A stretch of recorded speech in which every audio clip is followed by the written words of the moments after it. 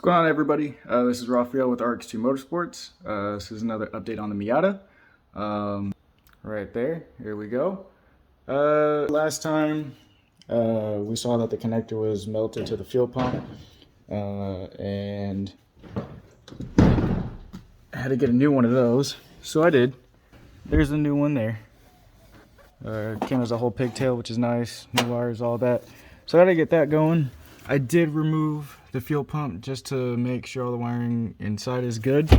And yeah, no, I'm glad I did that before I actually put that pigtail on there, because right there's our problem. You see those two wires right there? They're shorted together, melted.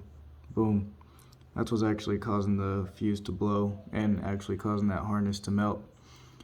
So now I need to run to O'Reilly's, get some fuel resistant heat shrink, probably connectors too if they have those as well, and then get this thing wired back up and placed back in the car. Alright people, it's another day, different day from, because I went to O'Reilly's and they didn't have heat. Well, they had heat shrink, but it wasn't like fuel rated or like flame proof heat shrink. So I had to order some from Amazon. It came in like 2 days later. So I finally got that shit heat shrinked. And I know it looks Yankee as like, but I got some fuel resistant heat shrink in there. It's properly soldered, both the wires. And then I zip tied in between as well, just to prevent this whole shorting situation that was happening before. And of course, I just zip tied it to the to that return line, so that way it's kind of out of the way of the float. And I'm gonna put it back in, and then I'm gonna get to wiring up the pigtail. I mean, yeah, actually, I actually might siphon out the fuel that's in there. It smells all right. It's not too bad. It's not too bad. I'll just put like a fuel stabilizer in there, just to clean that up. All right, so I'm gonna put this back in, get to wiring up the pigtail, and then yeah, hopefully that'll be it.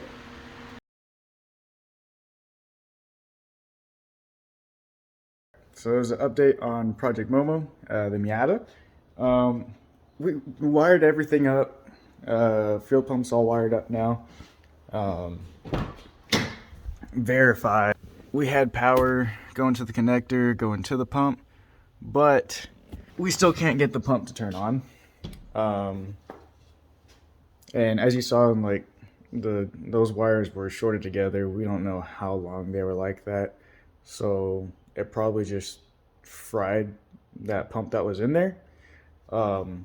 So yesterday we did go and pick up the pump. So we're gonna go ahead and today, and we know the car runs. We know it runs, because legit we put starter fluid in the intake manifold, and it started right up. So we know we have cam signal. We know we have crank signal also, because that sends the signal to the fuel pump to come on. And I guess with these NB1s. The fuel pump runs when the engine's running. So when it actually gets like that crank signal, that's when it actually sends power to the fuel pump. Verified grounds are good, powers are good. That's just, that pump just took a dump. So we're gonna get this one installed, and hopefully this is it to get it running. And after that, we're gonna have to figure out the situation with the clutch, because the clutch slave cylinder is not working.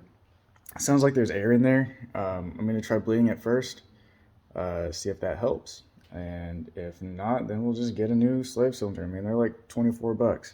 I'm saying, like, I never did we think that we were gonna get one, a Miata, but to be honest, the more we work on it, like, yes, it's somewhat difficult and frustrating to figure out what the heck's going on, but parts are cheap. Parts are cheap. So much cheaper than the STI. But anyways, yeah, let's get that fuel pump replaced. We did put gas in it, so it was a little bit fuller than before. It's gonna be a little more messier, but I just want this thing to run. I just want this thing to start and run. So let's do it. So we finally got the new pump on installed. I'm glad that the dish works, however you say it. This is the old one that was in there. This one's just toasted, I guess. I didn't want to turn on at all. So just went to AutoZone, just got a OEM style fuel pump, wired that in, make sure all the clamps are tight, just reuse the old strainer that was on that one. It's still good. It's fine. Now let's get this thing put in. Alright, we got the fuel pump in, all wired up. Let's see if we can get something out of it. Let us see.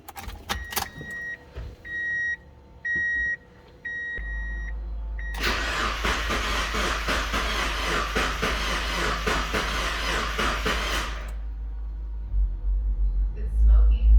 Where? In the back.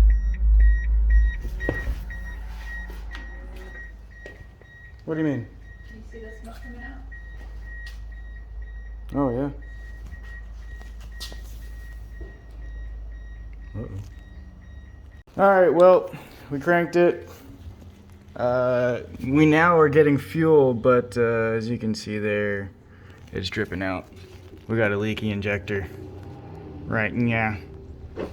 So I guess we'll run to the store, grab some injector seals, and pull this intake manifold off and replace them all. Alright, cool. Replace all the seals on the injectors, because it was the last time you saw them leaking. Replace the intake gaskets and all that. Make sure all the hoses are clamped in. I think we're ready to go, so let's just do it.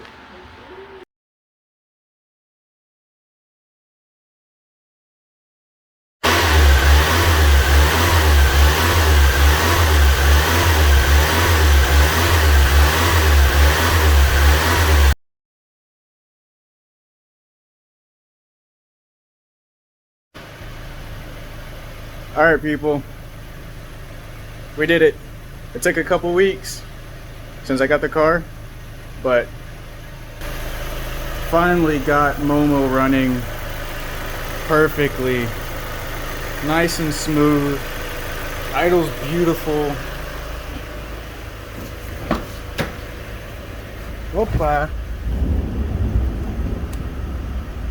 At a beautiful 850 where it's supposed to be. Coolant sensors working, everything's just working beautifully.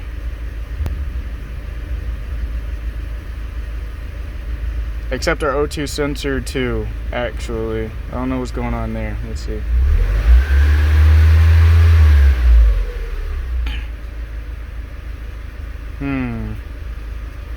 There might be an issue. But it idles perfectly now, okay? It idles great.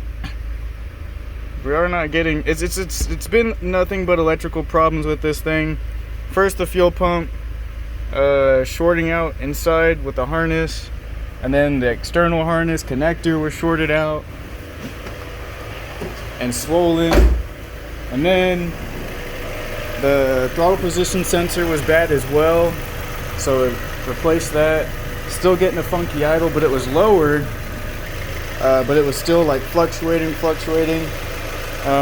Doing more research, a lot of help from friends, people who used to work at Mazda, like even they were kind of stumped on it too, and like there's still a lot of help.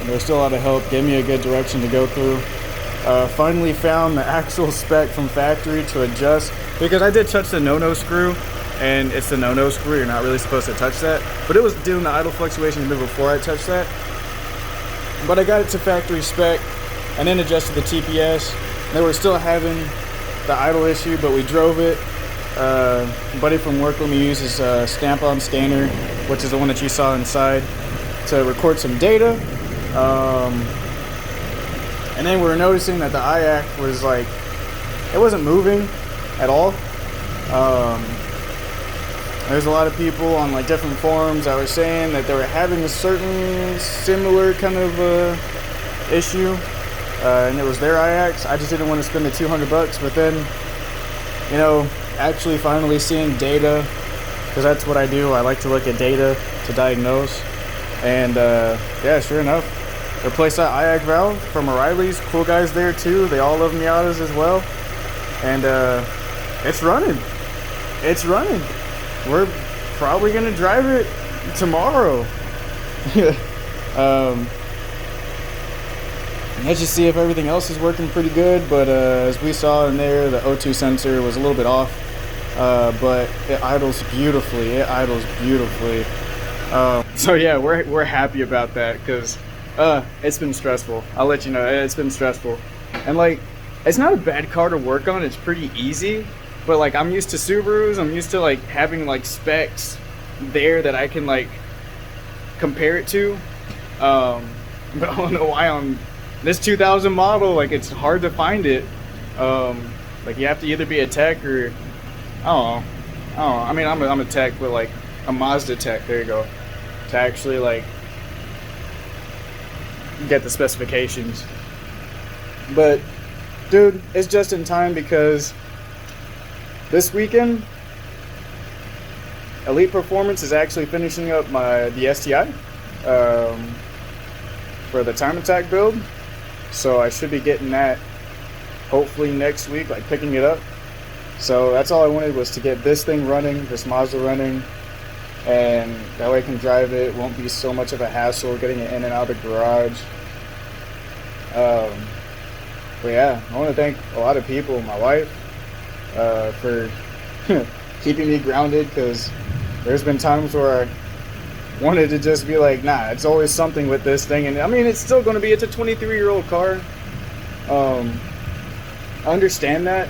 I just didn't want to dump a ton of money into it, even though we bought it for a really good price. To get it running, I didn't want to dump a ton of money to get it running, but it worked out. It worked out. I think we're in a good side with it right now. So yeah, it was basically just maintenance. We bled the clutch, so that's all clean now. Boom, clutch is working. Next is doing a brake flush. A bunch of maintenance, so oil change, coolant flush. I got to order a bunch, all the vacuum lines. I mean, there's no vacuum leaks right now, but they're old. Some of them look like they're cracking or starting to crack, so I might as well just replace them. So we're gonna do that, and yeah, got my nice little daily Miata going. Thank you guys for watching, following along, and subscribe for more.